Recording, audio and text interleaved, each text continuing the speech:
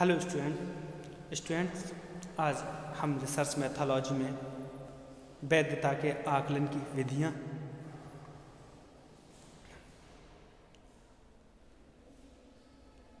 Methods of estimating validity के बारे में अध्ययन करेंगे। जैसा कि आज जानते हैं विद्यार्थियों कि वैधता वह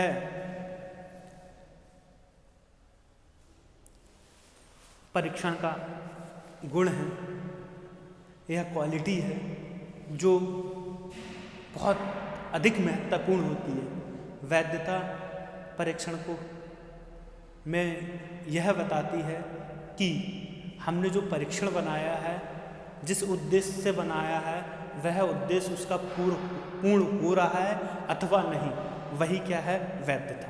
क्लियर। वैधता के जानने के पश्चात हमने इससे पूर्व कल वैधता जाना था, वैधता के जो टाइप्स थे वो जाने थे। आज हम वैधता के आकलन की विधियों के बारे में जानेंगे। क्लियर। तो वन बाय वन इनकी विधियां जान लेते हैं, कौन कौन सी इसकी विधियां हैं। तो वैधता आकलन की लिए वैधता गुणांक को कोएफिशिएंट ऑफ वैलिडिटी का आकलन किया जाता है। वैधता गुणांक के आकलन के लिए नियमित विधियों का प्रयोग किया जाता है। सबसे पहले है निरीक्षण विधि, ऑब्जर्वेशन मेथड। उसके उपरांत है विशेष पुनरावलोकन, एक्सपर्ट्स रिव्यू मेथड। उसके बाद है वास्तविक निष्पादन विधि, एक्चुअल परफॉर्मेंस मेथड। उसके बाद है सरल संबंध विधि, सिंपल कोरिलेशन मेथड। उसके बाद है द्वि श्रेणी सहसंबंध मेथड, विजुअल कोरिलेशन मेथड। बिंदु द्विश्रेणी सहसंबंध विधि, point biserial correlation method. Number है चतुष्कोष्ठक सहसंबंध विधि, ट्राइक्रिक कोरिलेशन मेथड। उसके बाद है मल्टी कोरिलेशन मेथड। उसके बाद है, ये हमारी 8 विधियां हैं। अब हम वन बाय वन इनके विषय में जानने का प्रयास करते हैं। ठीक। निरीक्षण विधि, ऑब्जर्वेशन मेथड। परीक्षण वैधता का आकलन निरीक्षण विधि द्वारा किया जाता है। आभासी या रूप वैधता यानी फेस वैलिडिटी और आंतरिक वैधता के आकलन के लिए निरीक्षण विधि एक उपयोगी विधि है। जैसे हमने पहले वैधता के प्रकार पढ़े थे, उसमें से हमने पढ़ा था रूप यानी फेस वैलिडिटी या इंटरनल वैलिडिटी, उसके मापन के लिए उसकी ये विधि बहुत अच्छी है। वैधता निर्धारण की ये विधि बहुत सरल है। इस विधि के परीक्षणकर्ता परीक्षण के पदों को सूक्ष्मता से अवलोकन करके यह निश्चित करता है कि परीक्षण एक पद निरीक्षण के उद्देश्यों के अनुरूप है या नहीं। परीक्षण निर्माणकर्ता इस बात पर इस प्रकार से परीक्षण के प्रत्येक पद का सूक्ष्मता से अवलोकन करके ही परीक्षण की वैधता की मूल्यांकन करता है। इस प्रकार के वैधता का मूल्यांकन केवल विशेषज्ञों द्वारा ही शुद्धता से करना संभव है। नए परीक्षण निर्माणकर्ताओं से वैधता निर्धारण में त्रुटि होना स्वाभाविक है। इसी कारण से इस विधि को वैधता निर्धारण की एक अवैज्ञानिक विधि के रूप में जाना जाता है। यह एक आत्मनिष्ठ विधि है, अतः इसकी सहायता से सभी प्रकार की वैधता का निर्धारण संभव नहीं है। ठीक। तो ये केवल आंतरिक और फेस का मापन कर सकती है। ठीक। निरीक्षण केवल हम इसमें ऑब्जर्व करते हैं, ऑब्जर्वेशन के माध्यम से कि हाँ ये जो टेस्ट है वो वैलिड है। उसके बाद आ जाते हैं विशेषज्ञ पुनरावलोकन। जो हमारे एक्सपर्ट होते हैं वो रिव्यू देते हैं कि हाँ ये टेस्ट सही है।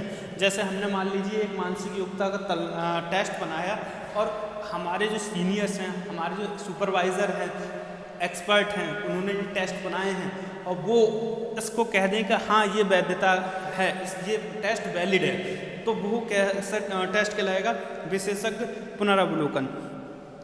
ज़्यादा कुछ नहीं है, देख लेते हैं। विशेषज्ञ पुनरावलोकन विधि अपने नाम से ही स्पष्ट है। परीक्षण विश्लेषण का पुनरावलोकन कराया जाता है। इस विधि का प्रयोग अनेक प्रकार की वैधता के आकलन या निर्धारण से किया जाता है। आभासीय रूप, आंतरिक और अंतर वस्तु, कॉन्टेक्ट वैलिडिटी, संगत वैलिडिटी, तो इसमें phase validity, internal validity, content validity, revaluation validity सब मापन किया जा सकता है इसकी मेथड से। ठीक, इसके बाद आ जाता है हमारा वास्तविक निष्पादन विधि। वास्तविक निष्पादन विधि जो है वैधता निर्धारण की इस विधि का बहुत अधिक उपयोग होता है। वास्तव में इस विधि का अकेले उपयोग किया जा सकता है। वास्तविक निष्पादन विधि का उपयोग तभी उपयुक्त और वैज्ञानिक होता है जब इस विधि के साथ सहसंबंध विधि की किसी भी एक विधि का प्रयोग किया जा सकता है। तो मैंने आपको बताया कि हमें क्या देखते हैं, हमने इससे पहले हम सांख्यिकी पढ़े हैं। सांख्यिकी को हमने जाना था, उसमें हमने बताया था सांख्यिकी में एक कोरिलेशन होता है, संबंध नापने का। तो हमने मान लिया एक परीक्षण बनाया, परीक्षण के आधार पर परीक्षण को दो पार्ट्स में बांट दिया और दोनों को हमने क्या निकाल दिया, सहसंबंध। तो सहसंबंध के आधार पर इन दोनों का हम माप लेते हैं। क्लियर? तो इस विधि का आकलन करते समय ये देखा जाता है कि निर्मित परीक्षण पर परीक्षार्थियों के उपलब्ध प्राप्तांक क्या क्या हैं। नव निर्मित परीक्षण पर विद्यार्थियों के प्राप्तांक जब प्राप्त हो जाते हैं तब उनके वास्तविक निष्पादन के प्राप्तांक प्राप्त किए जाते हैं। अंत में परीक्षण निर्माणकर्ता दो सेट के प्राप्तांकों को माध्यम सहसंबंध गणना करता है। यदि सहसंबंध गुणांक का मान अधिक व्याप्त होता है तब परीक्षण उच्च वैधता मानी जाती है। ठीक, सरल सहसंबंध विधि, सिंपल कोरिलेशन मेथड। इस विधि में वैधता गुणांक आकलन करने की सर्वाधिक प्राथमिक विधि है। वैधता आकलन की यह विधि वैज्ञानिक मानी जाती है। इसमें विद्यार्थी द्वारा परीक्षण पर प्राप्त किए गए प्राप्तांक तथा कसौटी पर प्राप्त किए गए प्राप्तांकों के मध्य सहसंबंध गुणांक की आकलन किया जाता है। ठीक, उसके बाद आ जाती है हमारी श्रेणीय सहसंबंध विधि, विसरल कोरिलेशन मेथड। इस विधि द्वारा सहसंबंध गुणांक की गणना तब करनी चाहिए जब दोनों घरों का वितरण समान, निरंतर और रेखीय हो तथा n का आकार बड़ा हो। जब किसी विशेषता का माप दो वर्ग, उदाहरण समायोजित, असमायोजित, सफल, असफल, पसंद, नापसंद, संतोष, असंतोष एवं उच्च निम्न वर्ग के आदि के होते हैं, तब हम वैधता के दो श्रेणियों में बांटकर सहसंबंध गुणांक ज्ञात करते हैं। अगर सहसंबंध गुणांक अधिक आता है तो वो उच्च वैधता वाला है और कम आता है तो वो निम्न वैधता वाला गुणांक है। पॉइंट द्विश्रेणीय सहसंबंध, पॉइंट विसरल कोरिलेशन मेथड। वैधता ज्ञात करने के लिए इस प्रकार की सहसंबंध उसी स्थिति में ज्ञात किया जाता है जबकि किसी तत्व का मापन दो श्रेणियों जैसे उत्तीर्ण, अतीर्ण, संतोषजनक, असंतोषजनक, समायोजित, असमायोजित, सफल, असफल आदि के प्राप्तांकों को वास्तविक दो विभाजन संभव नहीं होता। स्थिति में दो वर्गों के में भेद केवल एक सूक्ष्म बिंदु के आधार पर किया जाता है और ऐसे विभाजन वास्तविक विभाजन मानकर निम्नलिखित सूत्र द्वारा सहसंबंध गुणांक ज्ञात किया जाता है। चतुर्कोष्ठीय सहसंबंध विधि, कोरिलेशन मेथड। इस विधि का प्रयोग उस स्थिति में किया जाता है जब दो परिवृत्त का दो वर्गों के अंतर्गत एक साथ ही सहसंबंध देखना होता है। इसके प्रत्येक मापन का निर्धारण केवल दो वर्गों के सामूहिक कर लिया जाता है, जो कि 4 खानों वाली तालिका द्वारा प्रदान किया जाता है।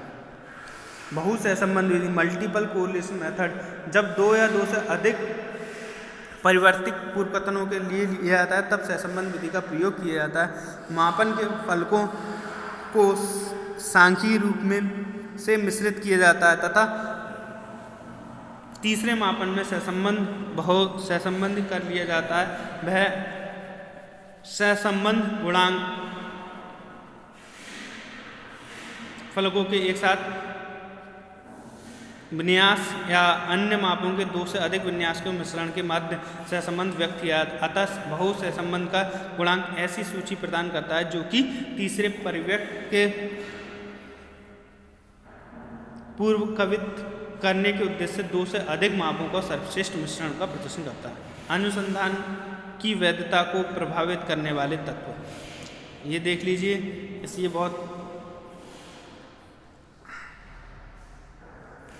इसमें परीक्षण के मापन का उद्देश्य, जब हम परीक्षण के मापन का उद्देश्य होता है उस उद्देश्य के आधार पर नहीं बनाते हैं तो वो उसकी वैधता को प्रभावित करते हैं। परीक्षण में विषय वस्तु को दिया गया महत्व, अगर हम परीक्षण को कोई महत्व नहीं देते हैं, जिस महत्व के कारण उस परीक्षण को बनाया है उस महत्व को ध्यान में रखकर नहीं बनाते हैं परीक्षण, तो उसकी वैधता में कमी आएगी। प्रश्नों के प्रकार, अगर प्रश्नों के प्रकारों में कमी, जैसे हम मान लो ऑब्जेक्टिव परीक्षा की बात कर रहे हैं, मतलब तो हम मान लो एक परीक्षा में वनडे परीक्षा में ऑब्जेक्टिव क्वेश्चन होते हैं। ऑब्जेक्टिव के संग हम दीर्घ प्रश्न भी दे दें, शॉर्ट क्वेश्चन भी दे दें, तो वो कहीं ना कहीं वैधता उसमें कमी आती है। तो प्रश्नों की समांतरता जो होती है बहुत, और कठिनाई का स्तर, यदि परीक्षण हम लेना चाह रहे हैं 18 साल के बच्चों का और हम IAS PCS के जो इतिहास भूगोल है वो पूछ रहे हैं, तो कठिनाई स्तर भी वैधता पर कम या ज़्यादा का प्रभाव डालती है। उसी के बाद परीक्षण की लंबाई, अगर व्यक्ति 3 घंटे से अधिक मतलब लिखता है पढ़ता है तो उसे प्रॉब्लम होने लगती है, और हमने पेपर बना दिया 8 घंटे का, तो ऑटोमेटिक उसकी वैधता हमें कमी आएगी। परीक्षण की प्रश्नों की भाषा, अगर भाषा बहुत ज़्यादा साहित्यिक है, क्लिष्ट भाषा है, जो समझ से परे है, तो वो भी वैधता को प्रभावित करती है। भाषा सरल और स्पष्ट होनी चाहिए। उसके बाद परीक्षण के निर्देश, अगर हमने परीक्षा से शुरू होने से पहले कि इस तरीके से करना है वो निर्देश ना दिए, तब भी परीक्षा में जो होता है वैधता में कमी आती है। व्यक्तियों या समूह की प्रतिक्रिया प्रवृत्ति, व्यक्ति या समूह के परीक्षण के उत्तर देने की अनिच्छा, उदासी, अनिश्चित प्रवृत्ति वैधता में कम देती है। यानी परीक्षण जब हम ले रहे हैं और समूह का मन नहीं है कि पेपर नहीं देंगे, तो वो क्या होता है, गलत ही होता है, उसकी वैधता में कमी आती है। ठीक, थैंक यू वेरी मच।